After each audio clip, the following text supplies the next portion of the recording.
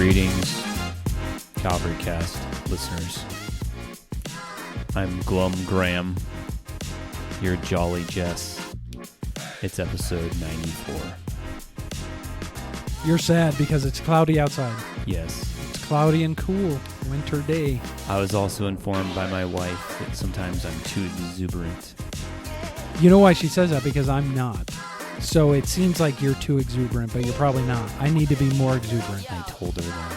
Yeah, that's exactly what it is. So, anyway, no. See, that's a little too... what would that it was be? too, Not exuberant. That was too glum. You need to be a little more... Well, that's what I said, though. Who wants to listen to a pod? If somebody's dull on the podcast, right. I don't want to listen to it. It's like, why would we listen to it? So that's why I'll pick up my exuberance. You pick up your exuberance. I'll pick up my exuberance. Now it's going to be too much exuberance. People are going to shut it off. They're like, it's just so excited. They're too excited. Too excited. Somebody tone down the excitement. I'm supposed to be watching my blood pressure. Got to bring the energy. Also, I have to apologize on the last... So we got a number of people who really enjoyed the last episode. But my sweet wife, again, pointed out to me that I interacted too much with you in terms of, yes, it's pretty painful. So I apologize to anyone who heard that. I should probably go edit it. Yeah, well, maybe. I'll have to go edit it now, but... They're going to be listening for that. Probably. It got pretty bad. It's hard not to, like, because when I'm in a conversation, I always do that. Yeah, right, exactly. That's the way conversation like you're doing works. Right now, right? Yeah, I can't help it. Exactly. Yep. Right. Yeah. Exactly. And especially because in a podcast, quiet space is awkward. More so.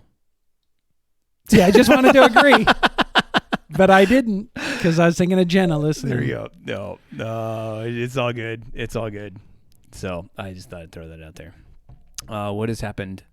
Since what anything else we need to banter about? I don't think so.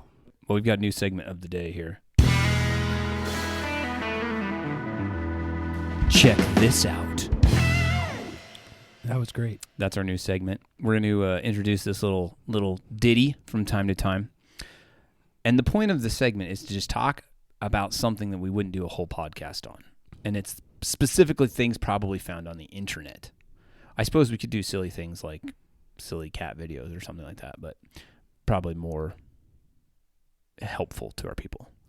Helpful things that we found on the World Wide Web. Helpful things we found on the World Wide Web that we don't want to do a whole podcast about that the people in our church may have not found on their own and we think would be informative for them. So today, my recommendation for people to find on the World Wide Web is an article from one Kevin Deyoung, who's kind of probably my home dog right now. I really like everything he says and does. His article, it's long, called The Case for Kids. And it's basically a sociological argument why Christians should have more children rather than fewer. Okay. Have you read that article? I have not. Have you? But it makes sense for him. They have like 9 sporting children. Him out, and he's over 40 now. Right. So the reason that I throw that out there, and I understand that the number of children conversation is complex, and he addresses that. And so some people, for reasons that in the providence and sovereignty of God, they can't have lots of children. I don't think our family is destined to have lots of children. We have 4, which is above the average. But he was just talking about, it's an article more on the sociological elements of not having children, what that does to a society. You look at societies in Europe and things like that are in negative population, wouldn't be growth, it'd be decrease, right? They're reproducing slower. One of the things that I thought was really fascinating in that whole conversation is if Christians were to have more than the average, was it two kids, 3 kids or whatever, if you were to like double that, say every Christian had 4 kids, like a third of the country would essentially be raised in Christian homes, largely. So I'll put a link in the show notes for the people. Very good. Go check it out. The Case for Kids. Book of the month. Segment 2. Book of the month. There we go. Book of the month. And this will actually tie into what will be segment 3. Should I play the segment 3 music while we're at it? No, I'll cue you in. Let me talk about the book of the month first. Yes. Because I couldn't help but notice that this last Sunday was the first Sunday Yes. this was out, Mhm. and I don't think any were gone off the shelf. We didn't sell a single copy. People, what is wrong with you? Yeah, do you That's not our- care that's about our- missions? That's No, our. I'm kidding. That's our. And we take the money from that and we buy snacks for the office. Yeah, right. There are no snacks here. That's another segment we should start. Why are there no snacks here? But it's actually kind of good because I'm trying to watch what I eat again. So Okay. Anyway, it gets book of out the of month. control. Book of the month. Let the Nations Be Glad by John Piper. The Supremacy of God in Missions. I have read this through once and then read through portions of it other times, okay, and used it as reference and things. This is really good. It's obviously a book on missions, but it's not like a how-to of missions.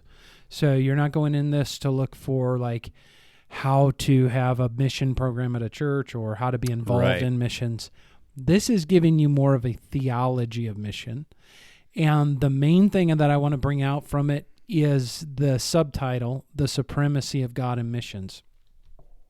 So if you're familiar with John Piper, it should be of no surprise to you that his primary concern in missions, as with everything else, is that God is being glorified. Right. And I do think that he struck a chord in here in the sense that not everybody, when they think about missions, not everybody is God-centered in their thinking. It's usually man-centered appeals. Mm-hmm. These people have never heard the gospel. We got to go rescue these people by bringing the gospel. That's good, but it's not the primary motive or goal of missions. And the famous line out of here that you'll get is, and by famous I mean it's quoted Most a lot. quoted, yeah. Yeah, is he says the goal of missions is worship. All right, it's the And- first sentence, right? Missions exist because worship does not. Missions exist because worship does not. In other words, gospel missions is bringing the gospel to places where they do not worship God, they don't know God through Jesus, and you're proclaiming the gospel. Now all of a sudden these idolaters are turning from idolatry and sin and that to finding real enjoyment and delight in the one true God, and he's being glorified in that. And it's wonderful that they're being saved from hell and things like that. That's part of Right. it. But that's part of all part of God getting the glory. So it's a God-centered theology / philosophy of missions that I think is helpful for us as a church. And we put in the little blurb for our church, the reason we want you to read this so that we're all on the same page about this. And thinking first and foremost about God and his glory. I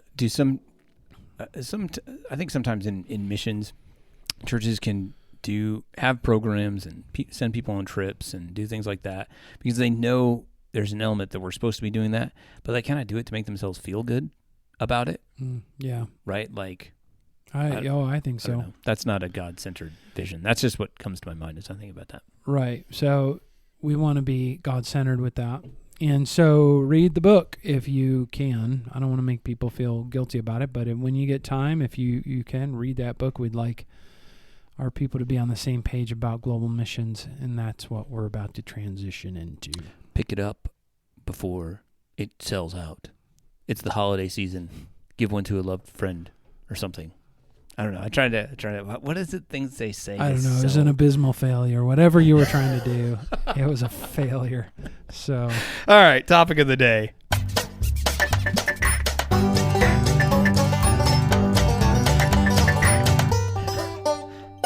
We probably need a different tune. it depends what we're talking about. I should probably. If it would have been last time when I was talking about my recently deceased mom, I'd have been furious. I probably need to come up with a different stinger for the topic of the day, but it works today. It works today. It's okay. Gives us a chuckle. It is, and it's a joyful, gladful thing that we're talking There you about, go. right? Let the Yes. nations be glad and sing for joy.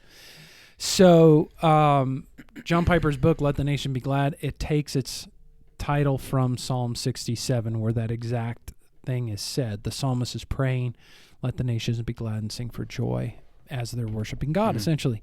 And so we wanted to talk just for a few minutes, have a brief little conversation about our global missions here at Calvary. And I think I'm sure we've talked about global missions on the podcast.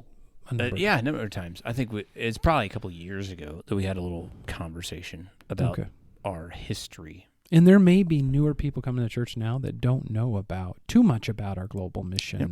If you do, don't skip. Right. Stay here. Don't change that channel. Because it won't be exactly what we talk about. But there, and also if you're newer, you've got to go through those YouTube videos, our newcomers class, and one of them does cover missions and kind of our history. But a number of years when I first got here, it's probably been about 10 years ago now, we started talking about our global mission program. We used to support. We did like what I would say like a traditional model was. You supported a lot of missionaries for a little bit of money. You had a mission committee. They were the ones that pretty much knew who the missionaries were and what was going on. And so we decided to do a switch to a more strategic and focused idea where you support less missionaries, but you support them more money, more resources when they need, whatever we can do. The people know them more. And so that's what we're in now. And so it's not so much of a scattered approach. It's more centered and things like that. So I think that's been good for us. We divided up our missions into two categories, global and national. So those that are staying here are more like your ministries, the camp ministry, other things with church planning endeavor, whatever we're supporting here. And that's on this side, right? And then we now have the global missions, which we are looking to expand. Right. So everybody can be praying about that. And this is where somebody is going to take the gospel from here and take it to a place where it's not named or not named much, And we really want to focus on least reached or underreached or unreached people groups. And so we're really praying about that. We're looking, we want the Lord to open up some connections for us so that we can see her clearly from the Lord, like the one that happened with John and Jana Floydus, a number of years ago, where, we prayed about it. They came along. Andrew Johnson came along after that. So we want the Lord to just open doors, and then we're very affirmed in what decisions we make and different things with that. Yep. So, but in between, so here's how, we know that the local church, we say we exist for the glory of God, the good of his people, and the Great Commission. So we focus on our lives and on spiritual transformation and on our worship services and the things we do to bring glory to God in that sense. And even though all of these, the glory of God is over all of these, okay? But, if we're just thinking about it practically, the second part, the good of his people, so we emphasize relationships and discipleship and those kinds of things because we exist to be together. But then there's that Great Commission aspect, the global mission aspect, that we believe the local church is to be used of God to proclaim the gospel. And if possible, that would be out of... well, I think we could say the local church should be the primary sender, or like primary instrument involved in missions. Right. I mean, we have missions agencies that work to support and do some of the things that churches can't in our modern era. Or, some churches can. Our church couldn't do all the things that missionaries need to have today. Right. But the fuel behind the missionary, the true, is the local church, because churches are to be self-replicating in that way. And and I think if you think about what is a mission agency, is a para-church organization. They're supposed to be coming alongside the church and in a more organized and bigger way doing what each local individual church cannot do fully on itself. Like we can't manage the budgets of the missionaries and how much they need and all these. And so And also a missionary it would be very rare that they could be fully supported by one church. That probably wouldn't even be wise. So the parachurch organization connects multiple churches to this one. So, but the local church is a primary means by which the gospel goes forth locally and then globally. And so ways that we can be participating in that's just what I want to talk about today. Yep. And what it looks like to be involved in that. Well, first of all, we're supporting them financially, missionaries. And just so those that listen to this, and of course we announce this, but every year, for years now, I think every year, we have increased the amount of money going into the missionary budget. Okay, this year we just increased it generally to build up some to take on another missionary, Lord willing. Right.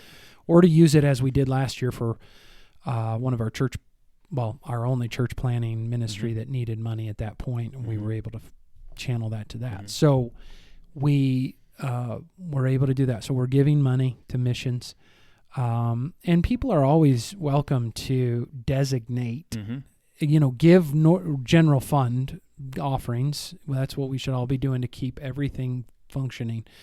But in your heart, if you have, sometimes you want to give more to the missions, you could do that through our through church here and just designate it. So we give money. I want everybody though praying for our missionaries. This isn't just on Sunday morning, which we should be praying for our missionaries and global gospel expansion in the mornings. I think we should. 1 Timothy 2. But also everybody, I think, should be adding prayer for our missionaries, any other missionaries you're supporting, global missions, in your prayer time or prayer life throughout the week, okay, so that we're doing that individually. Small groups, this is important. I mean, small groups have replaced our prayer meeting. Like it used to be you'd have a prayer meeting on Wednesday nights. Now we do small groups. Those are to be prayer meetings, in essence. And at those prayer meetings, I want us praying for this. So that's one of the things. That's one of the big things we brought out of Psalm 67 as our theme song, right? Yeah. Is that prayer is important.